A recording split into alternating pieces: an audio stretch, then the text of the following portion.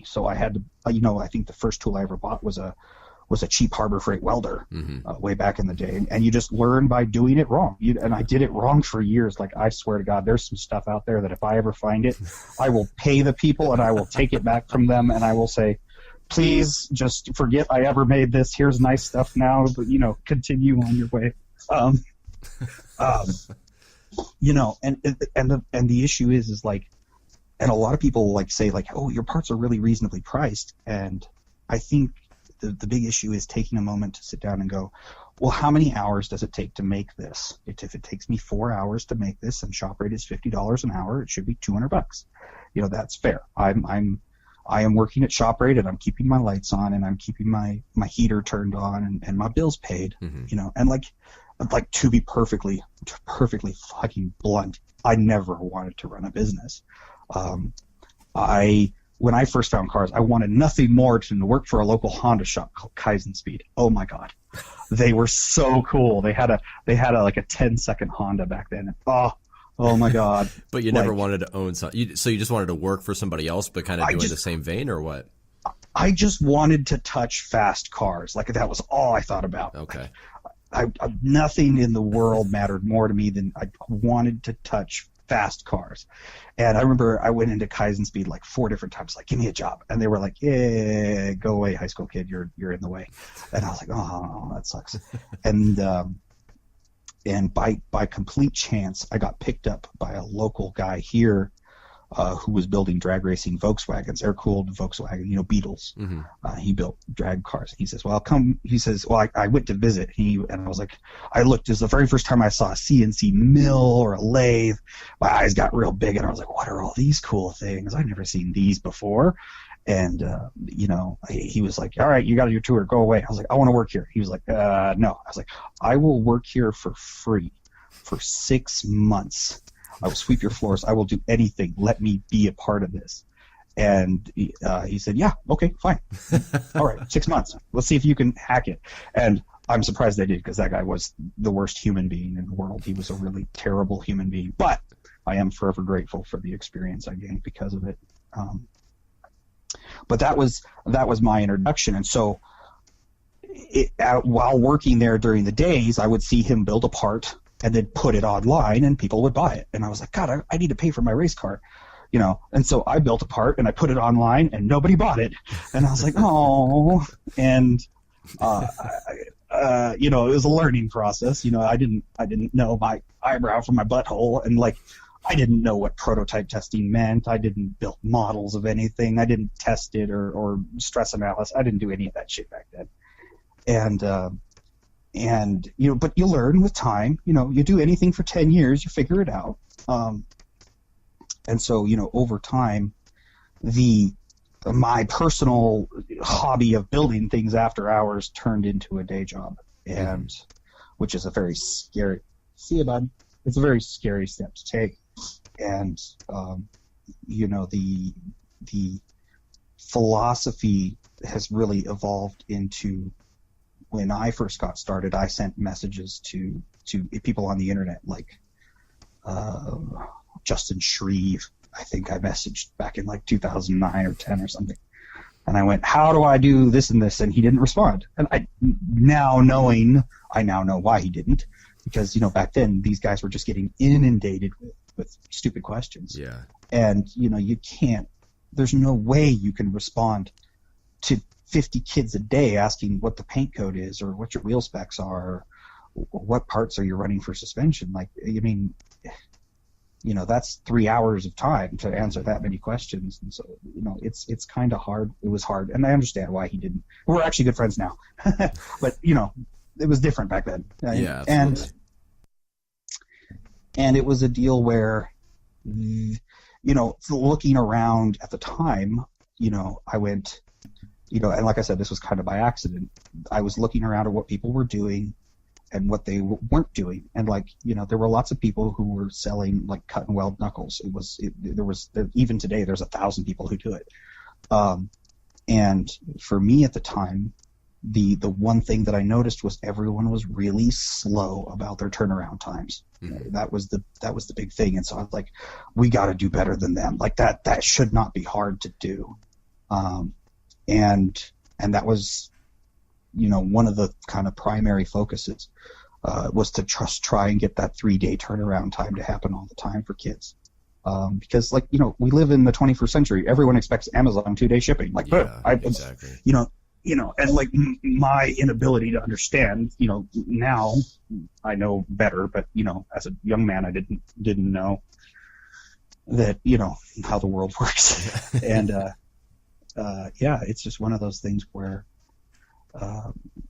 like I said, the business happened by complete accident. It was never, a lot of stuff happened by accident. It was just us looking at what other people were doing and going, God, I want to fucking do that. And I am 1,000% sure there is some kid in some little town looking at what we have done over the past few years going, God, I want to do that. And that kid's going to stop on the scene and he is going to fucking blow anything we ever thought was cool out of the water and just crush all of it. Because, at the end of the day, like, I'm hoping that maybe at least the internet is good for more than just people talking shit to each other. And maybe it does help people absolutely develop. What do you think was kind of the turning point for you where the parts thing went from selling stuff on your spare time to where you were where it went more from part-time to full-time, basically?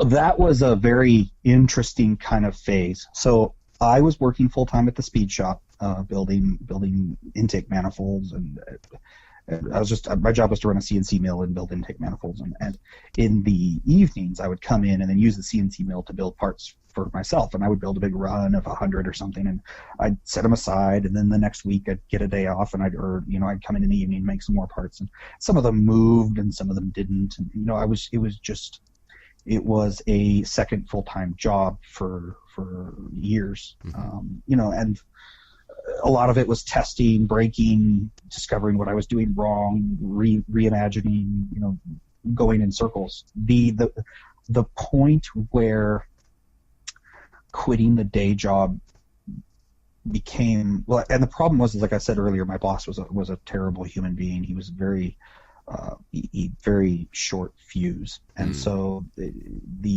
while I am forever thankful for the things he taught me and where I got because of it, I daily walked into the job excited to do the work and excited to learn something and absolutely dreading having to have a social interaction with this person. And so it was something where I was constantly I wanted out so bad, but I didn't have anything. I didn't graduate from high school. I can barely read. I can barely write.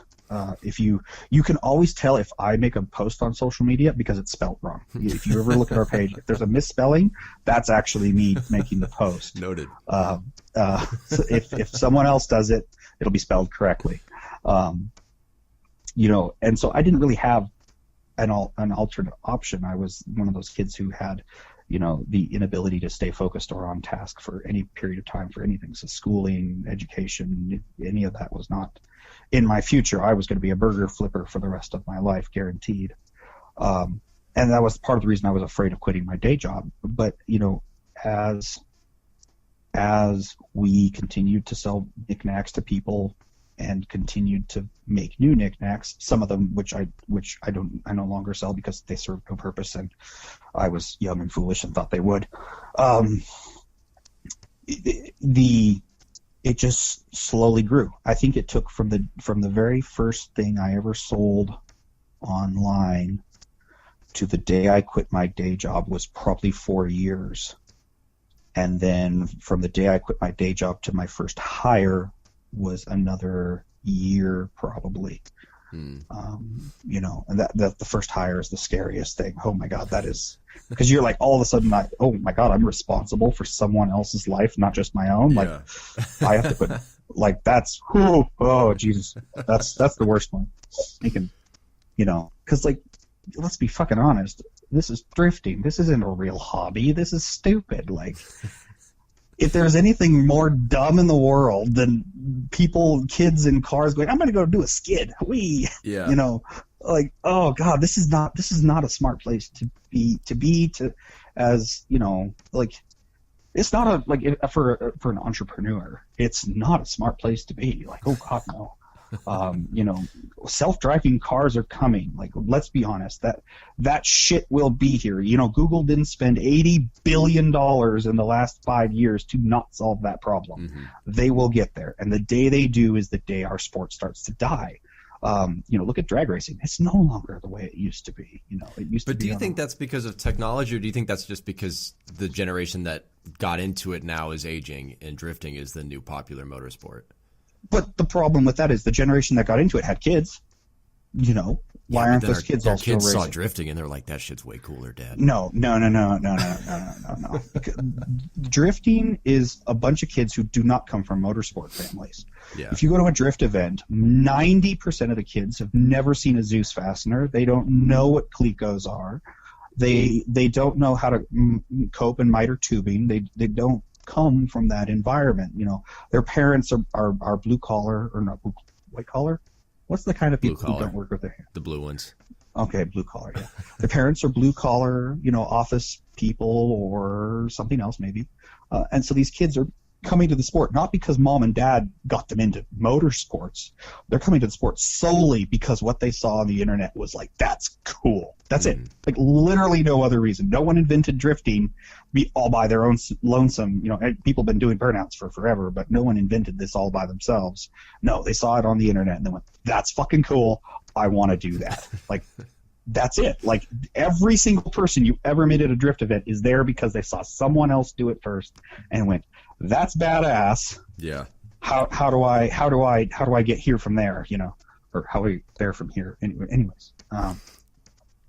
Yeah, it's a deal where, yeah. So I want to backpedal a little bit. We moved significantly faster onto the part stuff than I intended to. When you guys had started out as a drift team, how did that progression go? Did you guys kind of progress together as a team? Were some people already better and then others caught up? How did that work? And then how did you guys learn to tandem together in that kind of environment? So the way it started off was I was doing autocross back in 2006, 2007. I was fresh out of high school.